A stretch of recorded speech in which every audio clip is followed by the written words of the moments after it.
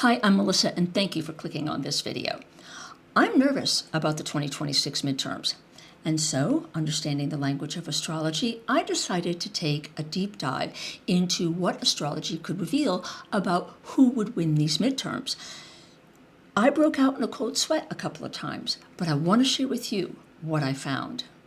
The first thing I did to understand the midterms was I had to figure out which chart to look at, which chart would reveal the results. Is it the Constitution or is it the United States of America 1776 chart, our Declaration of Independence?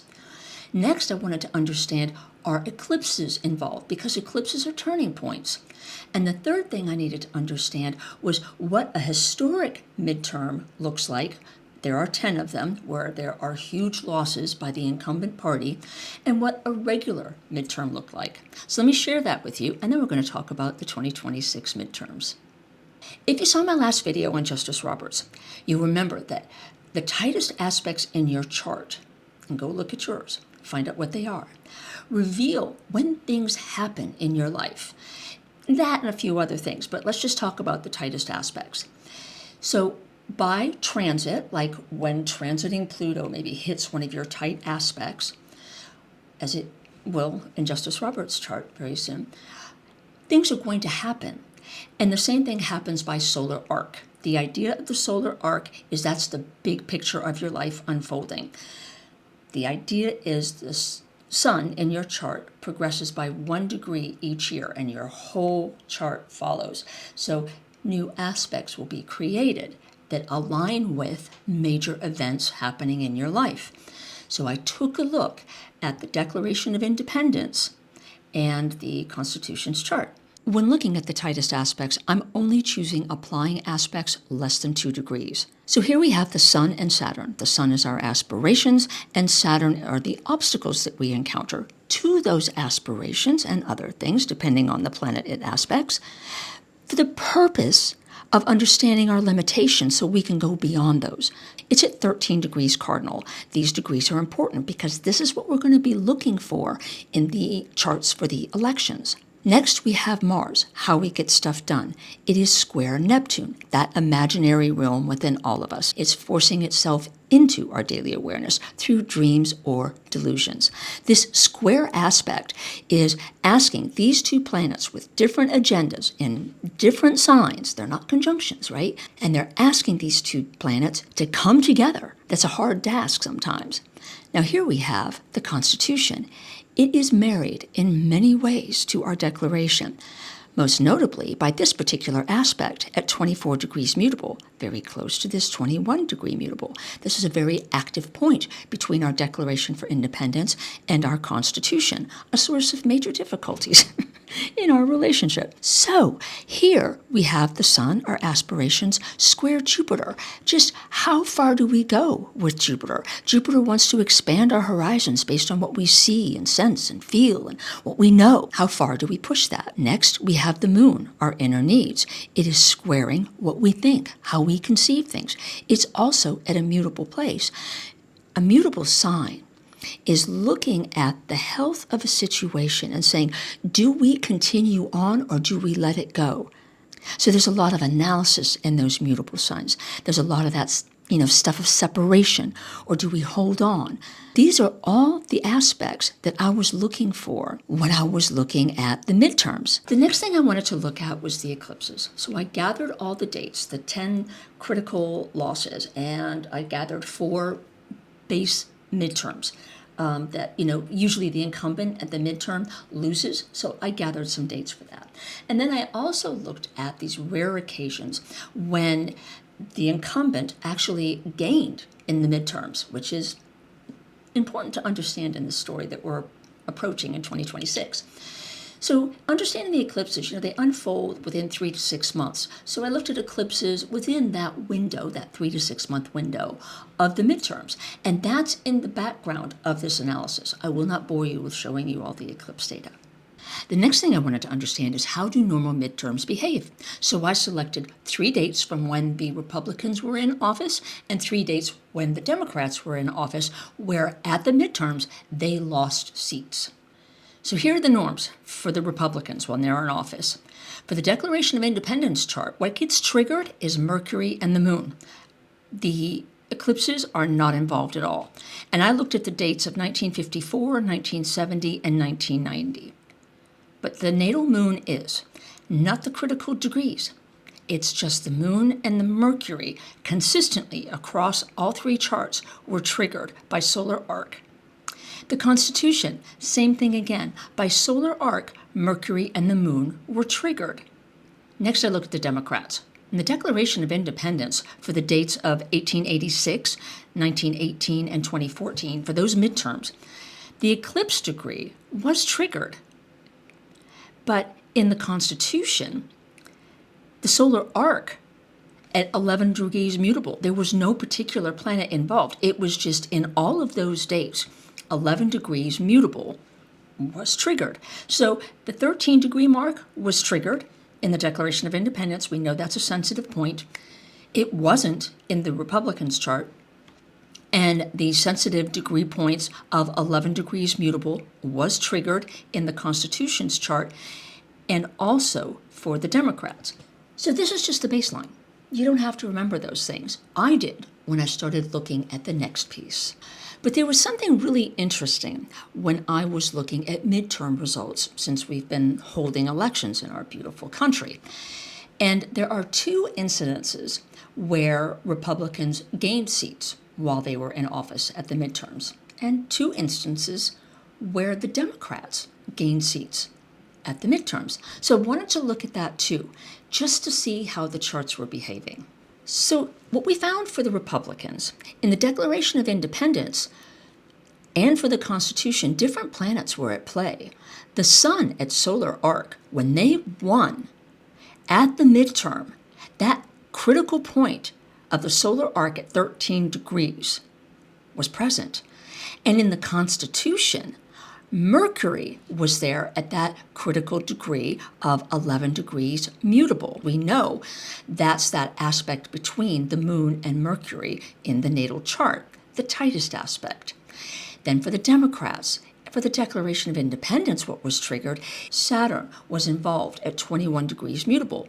And again, by solar arc at 24 degrees mutable and fixed, Saturn was involved. This is important to note because we want to find out in 2026, will the Republicans gain seats or at least hold on to seats? Next, I wanted to get into the juicy bits.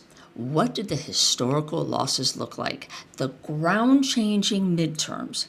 For the Republicans, I looked at the year 1873, 1910, 1922, and 1930. In the Declaration of Independence, that 13-degree mark was triggered. Remember, Sun square Saturn. It's a tight aspect, the tightest aspect for the Declaration of Independence. The eclipses aren't involved here.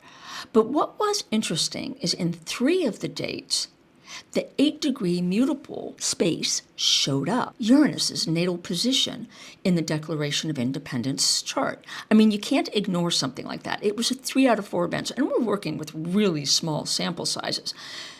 For the Constitution, it was the Sun and Neptune that were involved consistently across all 3 charts by solar arc. The Sun is one of the tightest aspects in the Constitution's chart. It's square to Jupiter. And the eclipses in each of those charts were aspecting the Sun and Neptune. It wasn't necessarily the degree, it was who was involved in the conversation. For the Democrats, we're looking at the year 1894, 1914, 1938, 1994, or 2010. The critical degrees in that chart for the Declaration of Independence were triggered in each of those cases by solar arc. Remember, solar arc is showing the big picture. There were transits involved too, not so much the eclipses, consistently. But in the Constitution's chart, that 7-degree mark that is a critical degree, that one of the tightest aspects in the Constitution's chart, and that 24-degree mutable chart were consistently triggered. Okay, so what do the 2026 midterms look like? First, we have to look at the question, will the Republicans win the midterm while in office? We have a couple of data points for that. Let's take a look. What do those data points look like that indicate if the Republicans will win in 2026 while they are in office? What are we looking for? We're looking for the sun at 13 degrees solar arc. Is it there in 2026? No. In the USA chart, we're looking for the solar arc at 17 degrees cardinal and 11 degrees mutable. Is anything there? No. And will there be a critical loss? For America's chart, we're looking at something in that 13-degree cardinal space and that surprise element of Uranus in Gemini at 8 degrees mutable. Oh my gosh, yes, those two pieces of the puzzle are triggered. Before we take a look at the Constitution's chart, we need to put a few things in perspective. Everyone was talking about Barbeau's basket. It was a very unique configuration between the universal planets of Uranus, of Neptune, and at Pluto. They were all at 4 degrees. In addition, Jupiter was joining the conversation. This has never happened in this century, in the century before this, or in the century before that. This very rare aspect is like another book starting in a series. This 4-degree mark figures prominently in the Constitution's chart and plays a role in how the 2026 elections will turn out. Because when the slower moving planets hit this sensitive 4-degree mark, it's like another character or another plot line opening up. When you add the Constitution's chart to that same date of July 19th, Barbeau's basket, you can see what it's triggering our Constitution and how the people feel about the Constitution, because the moon was receiving 3 of the aspects offered by this very unique planetary configuration. The moon is the people in the chart, how the people feel about its constitution. Neptune, reflecting our dreams or our delusions versus what we need. That's our moon. Jupiter direct, Jupiter trining that moon, is like putting gas on those needs, really lighting us up. Uranus direct, opposite that moon, is like awakening those needs. And then with Jupiter on the gas pedal, things are getting started. And with that moon in Sagittarius, people want Sagittarius-like things. They want knowledge, they want empowerment, they want truth, they want justice, they want scope. And the story gets even more interesting because on August 28th, we get a lunar eclipse at 4 degrees, Virgo and Pisces, Barbeau's basket. And when you add the Constitution's chart to this, you see how it is square our moon. And remember, the moon is part of our tightest aspects in the Constitution's chart between the moon and Mercury. This is a storyline unfolding after Barbeau's basket. So here we are at November 3rd, 2026. Pluto, which was retrograde in July, has now gone direct. Uranus, once direct, has now gone retrograde.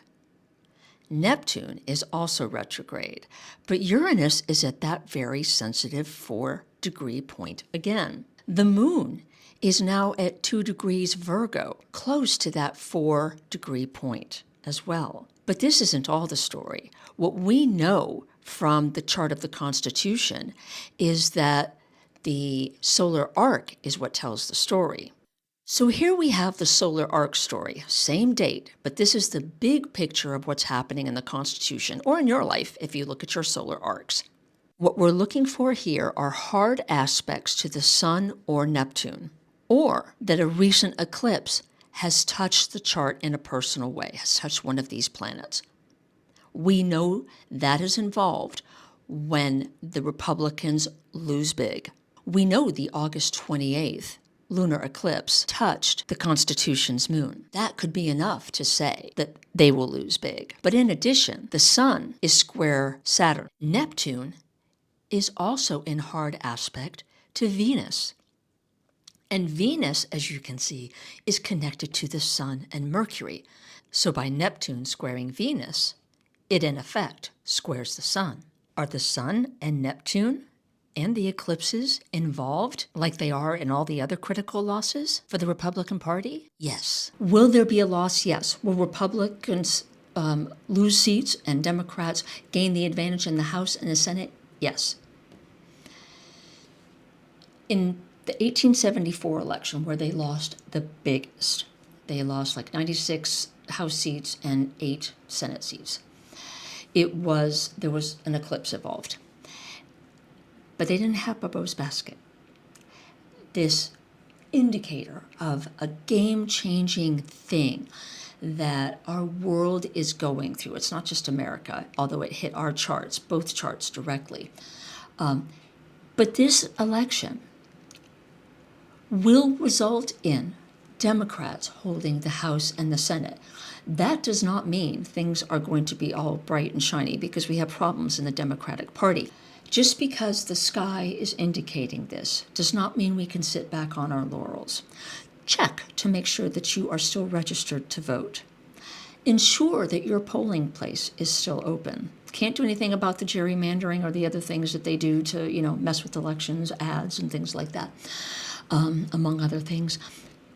But get out there and vote. And thank you for doing that. And thank you for watching this if you've watched it all the way through. That means a lot to me. And I'll see you next time.